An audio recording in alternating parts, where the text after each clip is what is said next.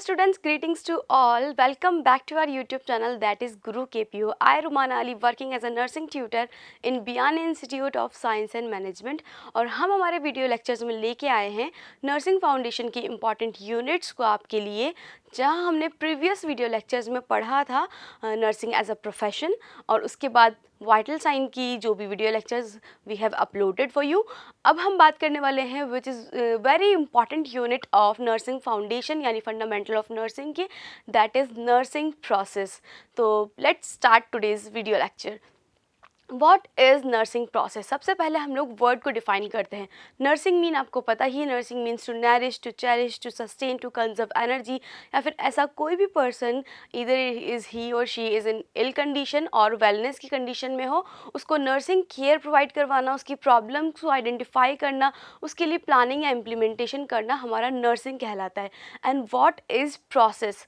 Process are the steps या फिर series of steps that involve or follow the logical sequence। हम किसी भी चीज़ के प्रोसेस का मतलब ये होता है कि वो जो प्रोसेस है वो स्टेप्स ऑफ सीरीज से मिलकर बना है। उसमें बहुत सारे स्टेप्स हैं जो कि सीक्वल वाइज एक साथ आ रहे हैं, एक के पीछे एक, विद द रीजंस या फिर लॉजिक। उसके पीछे लॉजिक है कि पहले हमने प्रायर लिया, उसके बाद सेकंड आएगा, देन थर्ड आएगा, देन फोर्थ, एंड वो कंटिन्यू करेगा।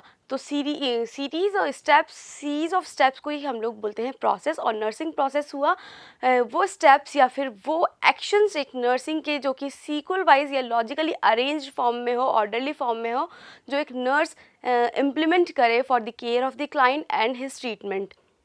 सबसे पहले बात करते हैं हम यहाँ डेफिनेशन की, कि डेफिनेशन बोलती है nursing process is a systematic orderly way to identify the client's problem, making plan for them problems, and assessing the others to implement their actions, and evaluating the extent to which the plans was effective in resolving the problems।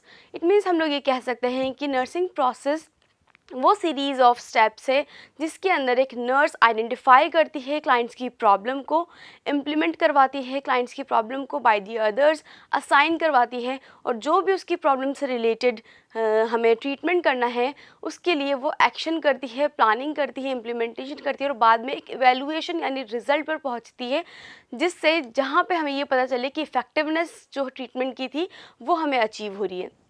Basically हम लोग कह सकते हैं nursing process is a series of process, series of steps which involves all these actions which a nurse perform to cure a client, to treat the client and achieve a particular goal, या फिर हम लोग बोलते हैं effectiveness of the treatment को achieve करने के लिए जिन जिन स्टेप्स को एक नर्स फॉलो करेगी उन्हें हम लोग बोलते हैं नर्सिंग प्रोसेस, जो कि orderly, systematic and holistic approach से मिलकर बना होता है। वो होता है हमारा नर्सिंग प्रोसेस।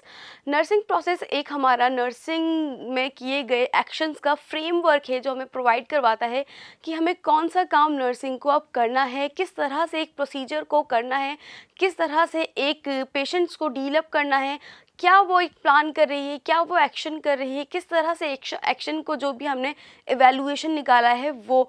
तो ये सारा प्रोसेस जिस चीज़ पर बेस्ड है वो है हमारा नर्सिंग प्रोसेस। या फिर हम लोग कह सकते हैं कि nursing process is a problem solving approach है जिसको एक नर्स यूज़ करती है to identify the clients problem, to plan for that problem, to evaluating the result, और जो भी इम्प्लीमेंटेशन वो कर रही है उसके लिए जो एक प्रोसीजर हम लोग यूज़ कर रहे हैं, जो स्टेप्स हम लोग फॉलो कर रहे हैं, लॉजिकली सीक्वल वाइज जो हम लोग यूज़ कर रहे हैं, उसी को हमने कहा नर्सिंग प्रोसेस। अब बात करते हैं इसकी कैरेक्टरिस्टिक्स की। जो नर्सिंग प्रोसेस होता है उसमें क्या क्या कैरेक्टरिस्टिक्स आते हैं, तो यहाँ फर्स्ट लिखा हुआ है it is a framework.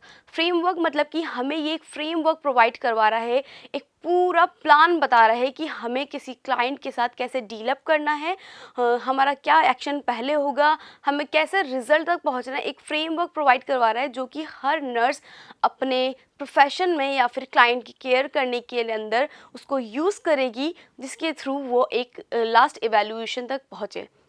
Next है इसका कैरेक्टरिस्टिक्स, वो है it is a systematic and orderly. जैसे कि अभी हमने बताया एक प्रोसेस है, सीरीज ऑफ स्टेप्स है जिसके अंदर हर एक process sequel wise arranged form में लिखा हुआ है। अरेंज्ड फॉर्म में हम लोग इसको यूज़ करते हैं, फर्स्ट के बाद सेकंड, देन सेकंड के बाद थर्ड प्रोसीजर या फिर थर्ड स्टेप ही आएगा। तो इसीलिए हमने कहा कि ये एक सिस्टमैटिक प्रोसेस है, ऑर्डरली फॉर्म में लिखा हुआ प्रोसेस है, जिसको हम लोग रीअरेंज या फिर इंटरचेंज नहीं कर सकते। तो ये इसका सेकंड कैरेक्टरिस्टिक्स था। थर्ड है it is dynamic. Dynamic procedure है नर्सिंग प्रोसेस एक डायनेमिक प्रोसीजर है। रीज़न क्योंकि हर एक स्टेप दूसरे स्टेप से कहीं ना कहीं बाइंड अप करेगा, लिंक अप करेगा। तो डायनेमिक प्रोसीजर हुआ हर एक स्टेप दूसरे स्टेप को फॉलो करेगा, हर एक स्टेप दूसरे स्टेप के साथ ही आ सकता है, या फिर हर स्टेप्स में एक कनेक्शन बना हुआ है कि कोई भी एक स्टेप मिस हुआ तो ये प्रोसीजर कंप्लीट नहीं हो पाएगा। तो एक तरह से डायनेमिक प्रोसीजर है जिसकी बहुत सारी शाखाएँ हैं। नेक्स्ट है इट इज़ आउटकम ओरिएंटेड। हमारा नर्सिंग जो प्रोसीजर है, अगर हमने उसे सीक्वल वाइज अरेंज फॉर्म में, ऑर्डरली फॉर्म में किया तो हमें एक आउटकम उसका ज़रूर मिलेगा। रीज़न कैसे?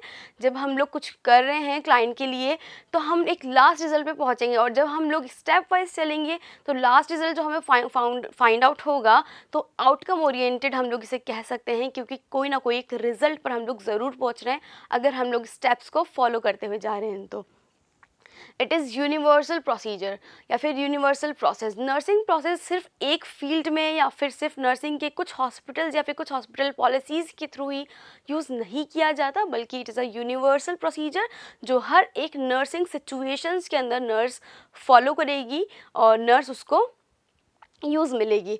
Last one is it can B use through the life span. हम लोग पूरे लाइफ स्पैन में इसको यूज़ कर सकते हैं। इसमें कोई लिमिटेशन या बाउंडेशन नहीं है कि हम लोग इसको एक पर्टिकुलर क्राइटेरिया तक यूज़ कर सकते हैं या फिर पर्टिकुलर लिमिटेशंस के अंदर ही इसे यूज़ कर सकते हैं। ये through out the life span हम लोग नर्सिंग प्रोसीजर को, नर्सिंग प्रोसेस को यूज़ कर रहे हैं। तो ये सारे इसके कैरेक्टरिस्टिक्स थे जो हमने पढ़े। डेफिनेशन से लेके कैरेक्टरिस्टिक्स तक हमने यही देखा कि नर्सिंग प्रोसेस एक ऑर्डरली फॉर्म में या सिस्टमेटिक फॉर्म में किए हुए वो स्टेप्स हैं जो एक नर्स की प्रॉब्लम को आइडेंटिफाई करने के लिए, उनकी प्रॉब्लम के लिए प्लानिंग बनाने के लिए, उन्हें इम्प्लीमेंट करने के लिए, और लास्ट में एक रिज़ल्ट हमें आए, इवैल्यूएशन हम लोग कुछ निकाले, उसके लिए जो हम लोग यूज़ कर रहे हैं, जिस प्रोसेस को, जिस मीडियम को, जिस भी स्टेप्स को हम लोग फॉलो कर रहे हैं, वो हमारा नर्सिंग प्रोसेस आता है, जो कि फ्रेमवर्क एक प्रोवाइड करवाता है नर्सिंग को क्लाइंट की केयर देने के लिए, नर्सिंग केयर प्रोवाइड करवाने के लिए, एक आउटकम ओरिएंटेड है और इसका एक रिज़ल्ट निकलेगा और यूनिवर्सल प्रोजेक्ट है ये। तो इस तरह से हम लोगों ने नर्सिंग प्रोसेस की डेफिनेशन और उसके कैरेक्टरिस्टिक्स को देखा। डेफिनेशन और कैरेक्टरिस्टिक्स के बाद अब हम देखते हैं ऐसे कौन से वो स्टेप्स हैं जिनकी हम बात कंटिन्यूसली किए जा रहे हैं, जो अरेंज फॉर्म में है, सिस्टमेटिक फॉर्म में है, ऑर्डरली हम लोगों ने जिनको अरेंज किया है। वो कौन से स्टेप्स है जो एक नर्स फॉलो करेगी या यूज़ करेगी in the nursing care, to giving the nursing care, to identifying the nursing problem. तो वो स्टेप्स हैं। सबसे पहले जो नर्सिंग प्रोसेस का फर्स्ट और प्रायर स्टेप होगा वो होगा assessment.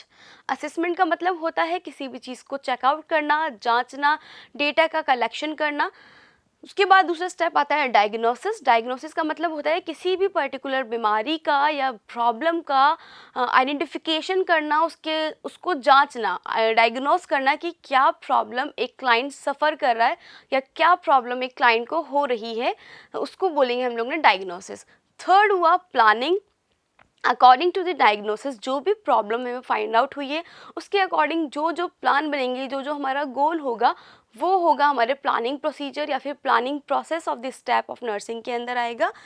Fourth one is implementation. Implementation का मतलब है जो भी हम लोग ने प्लानिंग की उसको हम लोग अपने एक्शन में ले रहे हैं, उसे अब इम्प्लीमेंट कर रहे हैं। हमने असाइन किया लोगों को कि अब हमें ये जो हमने प्लान किया है पर्टिकुलर प्रॉब्लम के लिए, अब उन्हें हमें इम्प्लीमेंट करना है। इम्प्लीमेंटेशन के बाद आता है इवैल्यूएशन। इवैल्यूएशन का मतलब होता है किसी भी चीज़ का रिजल्ट निकालना, एंड प्रोजेक्ट पे पहुंचना, लास्ट प्रोजेक्ट पर पहुंचना कि क्या इफ़ेक्टिवनेस हमें पता चली है या क्या रिज़ल्ट आया है कि हमने जो भी प्लानिंग किया था, जो भी इम्प्लीमेंटेशन किया था, जो भी असेसमेंट किया था, जो भी डायग्नोस किया था, क्या उसका कोई रिज़ल्ट निकला है या नहीं निकला। रिज़ल्ट हमेशा निकलेगा, evaluation is always present there, क्योंकि ये आउटकम ओरिएंटेड प्रोसेस है। इट कैन बी नेगेटिव और पॉजिटिव। इवैल्यूएशन हो सकता है, अगर नेगेटिव आया तो हम लोग दोबारा से assessment, then diagnosis, then planning, implementation and evaluation निकाल के एक लास्ट रिजल्ट पे पहुंचेंगे जहां पे हमें पॉजिटिव इवैल्यूएशन निकल रहा है, यानी कि इफेक्टिवनेस ऑफ ट्रीटमेंट हमें मिल रही है। अब हम बात करते हैं नर्सिंग प्रोसेस के फर्स्ट स्टेप की, जो है assessment. What is a assessment? Assessment is a deliberate, orderly and logically collected data which is used in identifying the problem of a client। Assessment का मतलब होता है किसी भी क्लाइंट की प्रॉब्लम को असेस करना, यानी कि जांचना, डेटा को कलेक्ट करना क्लाइंट के, जिससे हमें एक बेसलाइन या फिर हमें एक बेस पता चल जाए, कॉन्सेप्ट मिल जाए कि क्लाइंट की हेल्थ रिलेटेड क्या क्या प्रॉब्लम्स है और उन्हें हमें किस तरह से ट्रीट करना है। जब तक हम किसी भी क्लाइंट के डेटा को कलेक्ट नहीं करेंगे तब तक हम आगे की जो प्लानिंग है, इम्प्लीमेंटेशन है, एवेल्युएशन है, नर्सिंग के प्रोसेस के किसी भी स्टेप तक नहीं पहुंच पाएंगे। तो डेटा को कलेक्ट करना या फिर collection of the data which is a deliberate, orderly and systematic और लॉजिकल प्रोसेस, उसी को हम लोगों ने असेसमेंट नाम दिया। अब असेसमेंट जब हम करते हैं तो उसके क्या क्या पर्पस होते हैं एक नर्सिंग इंस्टीट्यूशन में या फिर नर्सिंग फील्ड के अंदर बाय अ नर्स, जो नर्स करेगी तो क्यों वो असेसमेंट करेगी, उसके क्या पर्पस हैं, तो यहाँ मेंशन है gathering data about clients, individual, family and the community. जब एक नर्स असेसमेंट करेगी तो उसका मेन पर्पस यही होगा कि वो डेटा कलेक्ट करे about the client, about the family, about the community, और जो भी उसके पास ट्रीटमेंट के लिए आया है उसका डेटा कलेक्ट करने के लिए उसको असेसमेंट प्रोसीजर का या असेसमेंट प्रोसेस का यूज़ करना ही पड़ेगा। सेकंड इसका पर्पस है use data for diagnosis, identifying the problem and implementing it and evaluation find out करने के लिए। मतलब कि एक नर्स जो असेसमेंट प्रोसेस है वो इसलिए यूज़ करेगी ताकि जो भी क्लाइंट का डेटा है वो उसको रिसीव हो, जो वो यूज़ कर सके डायग्नोसिस पर्पस के लिए, आइडेंटिफाई करने के लिए प्रॉब्लम को, इम्प्लीमेंट करने के लिए एक्शंस को, और एक रिजल्ट यानी इवैल्यूएशन पर पहुंचने के लिए वो असेसमेंट प्रोसेस को यूज़ करेगी। इसमें नेक्स्ट है identify client strength to plan holistic care. हम जब डेटा को कलेक्ट कर लेंगे, असेसमेंट कर लेंगे, तो असेसमेंट के अंदर हम लोग पूरा उसको असेस करेंगे। असेसमेंट के दो कंपोनेंट्स होते हैं, फिजिकल हेल्थ हिस्ट्री, हम लोग पूरा हेल्थ हिस्ट्री निकालते हैं, और दूसरा होता है फिजिकल एग्जामिनेशन। इन दोनों के थ्रू हम लोग क्लाइंट से रिलेटेड और क्लाइंट की हेल्थ से रिलेटेड सभी तरह के डेटा को कलेक्ट कर लेते हैं, जिससे हमें क्या होता है क्लाइंट को क्या हॉलिस्टिक केयर देनी है, मतलब उसको हॉलिस्टिक केयर मतलब किस हॉलिस्टिक अप्रोच का, physically, mentally, socially, spiritually, economically, environmentally, किस तरह की केयर, किस तरह की अप्रोच की उसको नीड है, उसका हमें इजीली पता चल जाएगा अगर हमने क्लाइंट का कम्प्लीटली असेसमेंट किया है तो। अब हमने यहाँ पे टाइप्स लिखे हैं असेसमेंट के, उससे पहले हम लोग देखते हैं कि असेसमेंट के अंदर हम लोग डेटा को कलेक्ट कर रहे थे तो वो डेटा जो है वो कितने टाइप्स का हमने उसको डिफ़ाइन किया है। तो कलेक्शन ऑफ द डेटा को ही हमने असेसमेंट कहा, और असेसमेंट में जो डेटा हमने कलेक्ट किया वो दो टाइप्स का होता है, subjective and objective. Subjective data वो डेटा होता है जो कि सिम्टम्स या फिर वो सिम्टम्स जो कि एक क्लाइंट या फिर जो पेशेंट हमें खुद आके बता रहा है, खुद वो कंप्लेन कर रहा है, खुद वो फील कर रहा है, वो जो डेटा हम लोग कलेक्ट करेंगे थ्रू द क्लाइंट या through the person who is coming in the hospital और एनी काइंड ऑफ फील्ड, उस तरह की जो डेटा कलेक्शन को हम लोग बोलेंगे सब्जेक्टिव डेटा, जो कि क्लाइंट ने या फिर पेशेंट ने हमें खुद बताया है, उसने फील किया है, उसने जो भी सिम्टम्स दिखाए हैं वो सारी चीज़ें होंगी सब्जेक्टिव डेटा में हम लोग कलेक्ट करेंगे।